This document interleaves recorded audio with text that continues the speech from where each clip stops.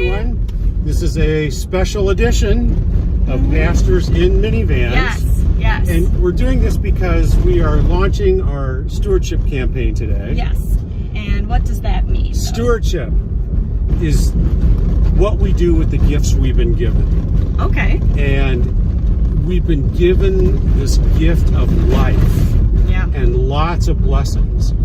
What do we do with them? Do we employ them? Do we waste them? Do we ignore them? Do we forget them? Right. All this stuff. So stewardship is how we live the life that we've been given to live and what we do with the things we've been blessed with. Now, it's more than just money, but money is a part of it. It is. And only because the church has this mission to do. Yep. And ministry to perform. And because we're an institution and as big as we are, we want to be good stewards. Yep. And we need resources, and we need to manage the resources well. And so that's a part of this too. But we want to we always put stewardship in a larger context of the life we've been given. Right. So we will be talking, though, about money this year. We will. And what Jesus has to say about money. And we're also going to be talking about what's happening around our church, the various things that we do. And we're inviting some people to join us. Yes, so today, here in the van. Now, Phil and I aren't alone. Right. And these people It's Steve Benton. Steve Benton. Hello, Yay, Steve Benton. Yeah. Steve Benton is taking a big risk. Yeah, he is. Because you all know how Phil doesn't watch the road. So, no, and he's our very first guest. So, this is really exciting.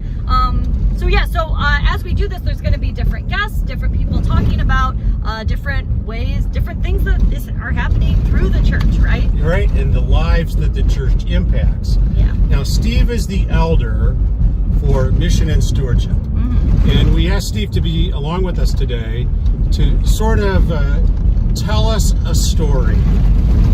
Our church is very active in mission, right, Steve? And very active. And we do a lot of things. We support a lot of other agencies and missions and people and everything. But Steve, give us a story about how Grosse Presbyterian Church or somebody at Grosse has impacted the life of somebody else through mission. Yeah. Be glad to. First of all, the scriptures are very clear about who it is we're to serve, and that includes the hungry and the thirsty. It includes the stranger. It includes the sick and people in prison. Yeah. One of my favorite things to happen in the church is when different committees or different people kind of join forces to effect some change or to go out and serve someone. And it happened last year. Last year, Adult Nurture had a Sunday morning series entitled Who is Your Neighbor? And so they explored various aspects of asylum seekers, of immigrants. They explored the backgrounds of various people in our congregation. And they brought in people to speak to the immigration issue and issues of asylum. One of the people they brought in was Deb Drennan, who is the CEO of Freedom House.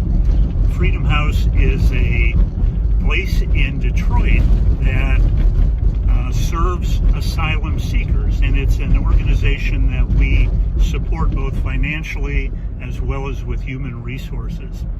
When Deb came to speak to our Sunday morning gathering, she brought with her Samson and Harriet, who many of you may know.